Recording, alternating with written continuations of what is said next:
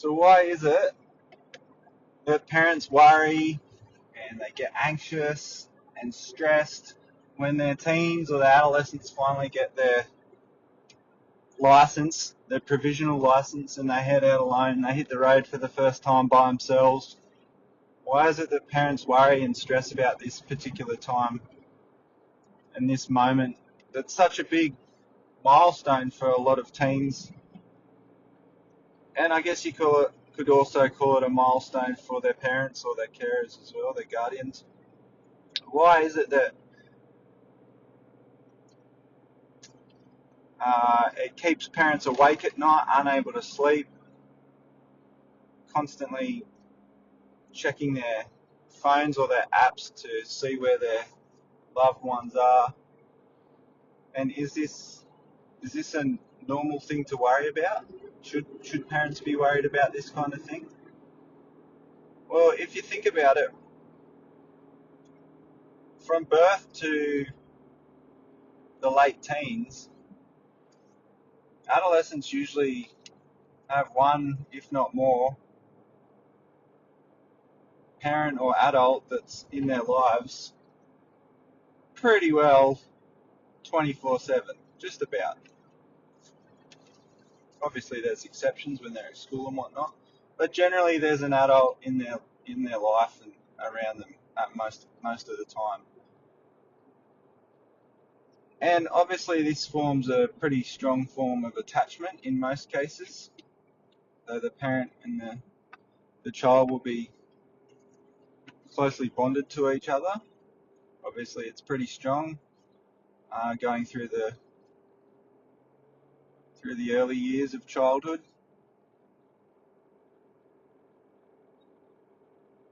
And then, so why is it that when they get to the teenage years or the adolescent years, why is it that when they finally go out on their own, why is it that parents all of a sudden worry? Is it because they don't trust them to make safe decisions? Is it because the parents don't trust their judgment in the dynamic environment that driving is? Is it because they don't trust their teen's friends? Do they think their teen might succumb to peer pressure? Is it other drivers on the road? Are parents worried about other drivers and other road users? Or is it a case of the parent doesn't want to let go of that bond or that close attachment that they have with their teen or adolescent? Do they want them to have the freedom and independence, but not just on the road? So, what is it? I've been researching a lot of these questions and asking a lot of parents what their biggest worry is about their teen learning to drive and their teen getting their license. And it focuses, a lot of the answers and the replies come back, and it revolves around these things, not being that they don't think their teen can make safe decisions in complex environments. They're not confident in their teen's judgment. They're worried about other road users. Most of the time, parents aren't worried about their teen being able to mechanically drive or control a vehicle. Most of the time, parents are saying, well, yeah, my son or my daughter, I'm confident they can steer and control a vehicle and actually drive it. But what they're more concerned about is the fact that they're not making the right decisions under pressure when it matters, and they're not giving themselves enough time when they're driving to make those decisions, or, make that judgment call. If you look deeper into that, we can think of hazard perception, basically how early are the teens identifying hazards on the road. Obviously, the earlier they can identify the hazards that may eventuate, may or may not eventuate, but the earlier they can identify any potential hazard, the more time they're going to have to think about what could happen, make a decision, and then act accordingly. So basically, the earlier you can perceive a potential hazard on the road, the more time you're going to have to react and make a good, safe decision. So I think that's what a lot of parents actually, deep down, actually worry about when their teens head out on their first drive, when they get their provisional license, or when they're out driving with their mates. And I find it interesting, or it's actually probably more concerning, that so much emphasis is placed on being mechanically able to control a car, being able to control a car mechanically, so being able to steer it, brake, accelerate, that kind of thing, indicate, obey by the road rules, that kind of thing. And this is internationally, this is across all different countries. There's so much emphasis placed on being able to mechanically drive a car, but there's next to no training or coaching in relation to decision making, judgment calls, risk aversion, driving identity, and we'll get to that, and holding yourself to a high driving standard, basically.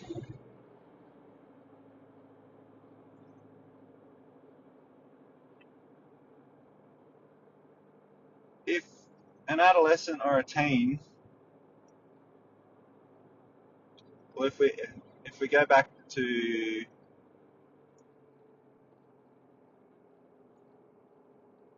first principles thinking, if you break it down, an adolescent or a teen obviously has 16, 17 years of experience and beliefs that have happened to them in their life. So through those experiences that they've perceived, they're going to form beliefs about certain things in relation to driving, how people should drive, how they should drive. They're learning off their parents driving, they're watching their parents driving, doing all that kind of thing.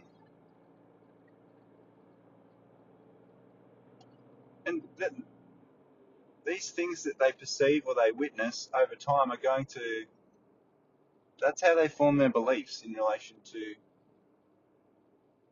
how you should drive or how you shouldn't drive, or what you should or shouldn't do on the road, what you should or shouldn't do before you get in the car, that kind of thing. Those beliefs are going to form their worldview or their paradigm, how they see the world through that lens, through that driving lens, and how they see driving. Do they see it as an ability to get from one place to another? Do they see it as independence? Do they see it as freedom? Do they see it as opportunity? Do they see it as a means to an end? Once they've formed that paradigm is going to influence the decisions they make when they're a driver, when they're driving around. The decisions they make will affect what action they take. Okay, so you can see how this is all built up and is all based on their experiences from a very young age, what they've perceived, witnessed from a very young age. So as a parent, if you've got young kids or you're currently teaching your adolescent to drive, be mindful of that. They're taking it in every single day. Everything that you do or don't do, everything that you say or don't say, they're considering that, and that's forming their beliefs, which ultimately will affect their decisions and what action they take, depending on the situation. So just keep that in mind and be aware of that.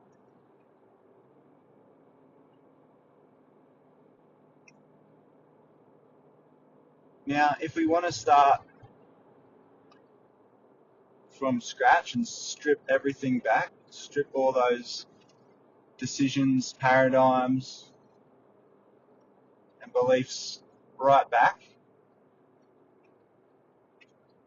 we can form new identities, and the adolescent or the teen driver who's either about to start learning or who's currently learning to drive, you can form new beliefs. Even if you've had a belief for a long time, since growing up and watching your parents drive and watching other people drive, your neighbours, whoever, that kind of thing, you can form new beliefs depending on how you look at things and how you look at the world. So I'll give you an example.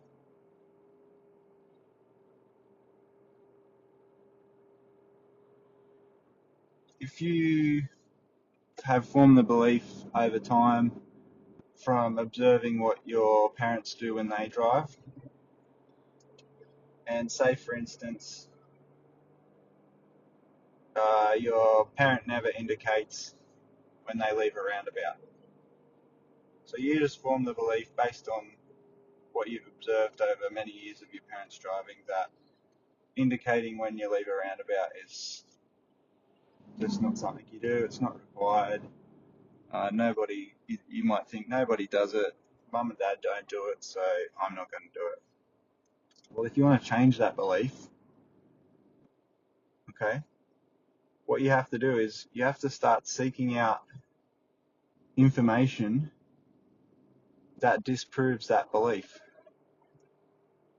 Okay, so when you're driving around or you're in the car, you might be looking for other cars or other drivers that when they leave a roundabout, they indicate.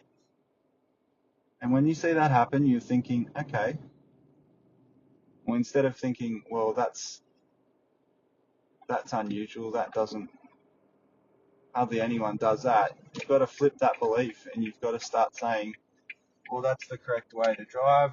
That's what I'm going to do. I'm going to be the driver who indicates when they leave the roundabout, just like that person did. And you've got to seek out that information.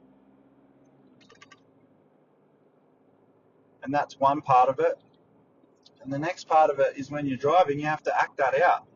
When you act it out, you're going to start forming a feedback loop, positive feedback loop. You're going to seek the information. You're going to confirm it by telling yourself that you believe it, and then you're going to act it out. And the more you act it out, the more you're going to seek the same information, the more you're going to believe it. The more you believe it, the more you'll act it out. You can see how it goes round and round and round until that belief becomes set in stone, you could say. And that's the way you form new beliefs. Okay? So if you believe one thing to be true, then having that belief will also mean that you believe the opposite to be untrue. And the more you seek out one thing and act it out, the more you're going to believe that particular idea or that way of behaving or thinking. And you can apply this across not just driving, but you can apply this across all walks of life. So that's just a quick summary or a quick example of how it is possible to actually change your beliefs. and anyone can do it. So you have to be disciplined and you have to actually want to change what you're thinking, but it is entirely possible.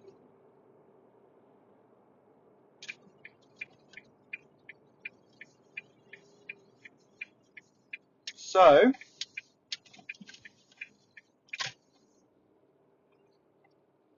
if you enjoyed this video, I will be putting up more like this, where I'll be talking about different things relating to learning to drive and that kind of thing.